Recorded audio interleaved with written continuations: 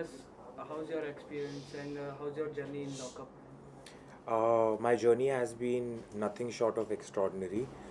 Considering this is my first year in the television industry, in the OTT space, in the reality show space, I think I am truly blessed कि मुझे एकता ने ये मौका दिया, एंडमॉल और alt Balaji ने ये मौका दिया. It's very special. My very first reality show. It's always going to stay with me. और शो के विनर मुनावर के बारे में आपका क्या कहना है? मुनव्वर एक स्पेशल इंसान है. ये शो उसी के नसीब में लिखा था और मैं चाहती थी कि ये शो वही जीते, और जब वो शो जीता तो मुझे लगा कि मैं भी जीत गई.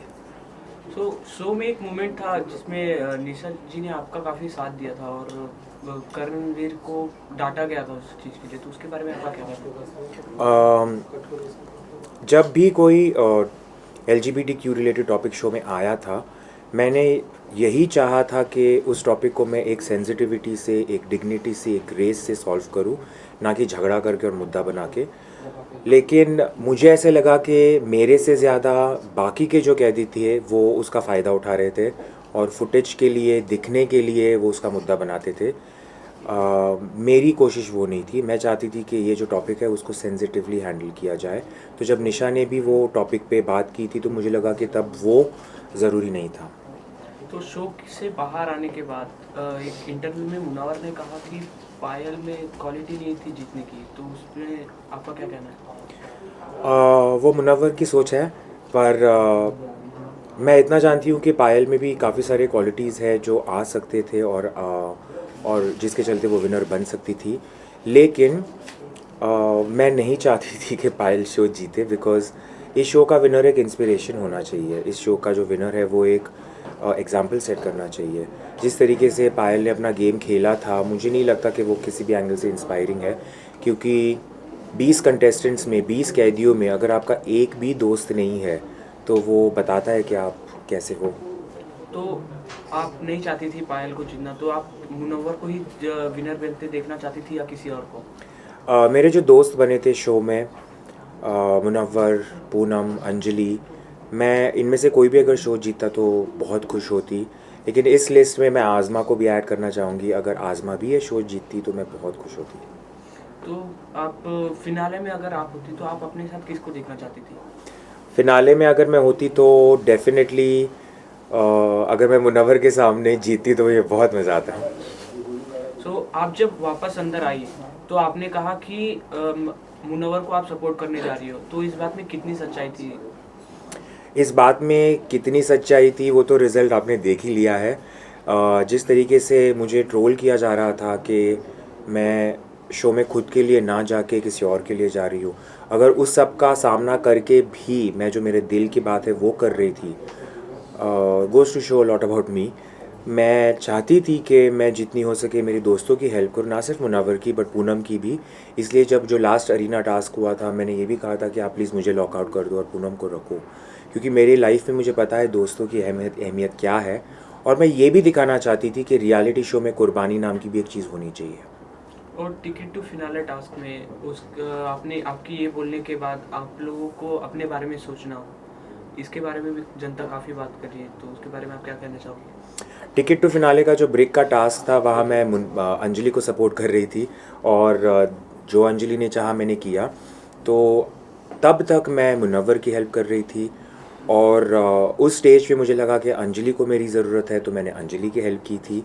लेकिन उसके साइड इफ़ेक्ट्स आपने देख लिए थे. बट इवेंचुअली ये शो अगर अंजलि भी जीतती तो मैं उसके लिए उतनी ही खुश होती. और आपके और मुनव्वर की फ्लर्टिंग नोक-झोंक काफ़ी अच्छी लग रही थी जनता को, सो उसके बारे में आप क्या कहना चाहोगे?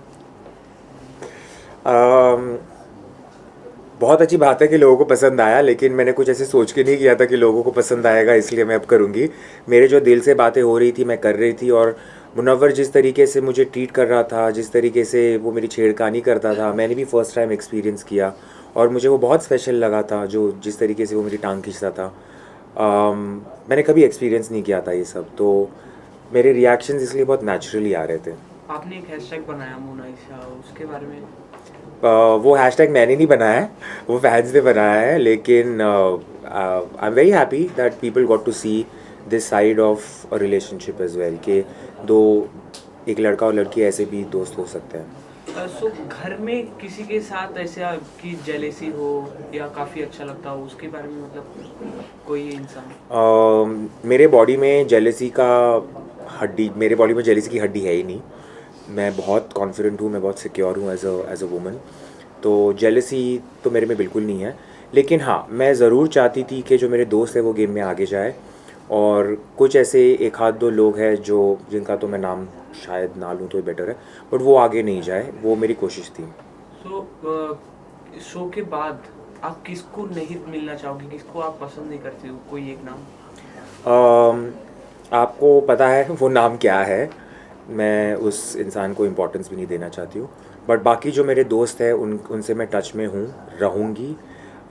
मुझे आज़मा को मिलना है, आज़मा की लाइफ देखनी है, मुझे अंजलि की लाइफ दिल्ली में, उसने दिल्ली में अपनी लाइफ इतनी मुझे बताई है कि मुझे एटलीस्ट एक हफ्ते के लिए अंजलि के साथ उसकी लाइफ जीनी है। और सबसे ज़्यादा किससे मिलना है? अभी मुनव्वर मेरे बाजू में ही रहता है, तो उससे तो ऑब्वियसली मिलना सबसे ज़्यादा होगा।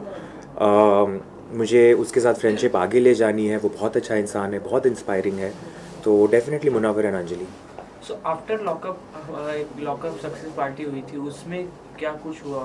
आप किससे मिली, क्या बातें हुई उसके बारे में कुछ? लॉकअप सक्सेस पार्टी में बहुत भीड़ थी, लेकिन सबके साथ मिली, सबके साथ डांस किया।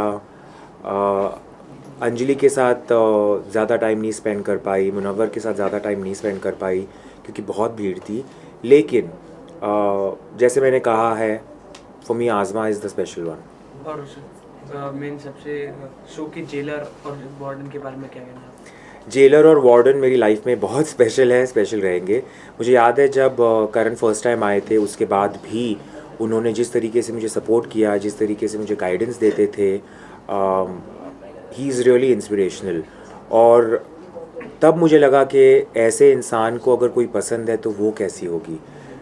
तो जब मैं तेजस्वी से मिली तो मुझे लगा कि completely understand why these two people are together. They are very special. So after lockup क्या क्या चेंजेस देखने को मिलेगा हमें आप में? सबसे बड़ा चेंज तो ये दिखेगा कि मैं एक ऐसे इंडस्ट्री में घुस रही हूँ जो नई है मेरे लिए। तो जिस तरीके से वेदर वो टीवी स्पेस हो, रियलिटी शो स्पेस हो या मूवीज़ हो, मेरे लिए नई जगह है, तो मुझे देखना है कि ये कैसे रहेगा मेरे लिए। सो अगर आपको कोई कुछ बोलता है तो आप उसको फेस कैसे करते हो? इन रियल लाइफ मैं ऐसे इंसान को मेरे लाइफ में आने ही नहीं देती हूँ, क्योंकि मुझे लगता है कि ऐसे बहुत इंसान होते हैं जो नेगेटिविटी लेके आते हैं, और मेरे लाइफ में ऐसे इंसानों के लिए जगह भी नहीं है।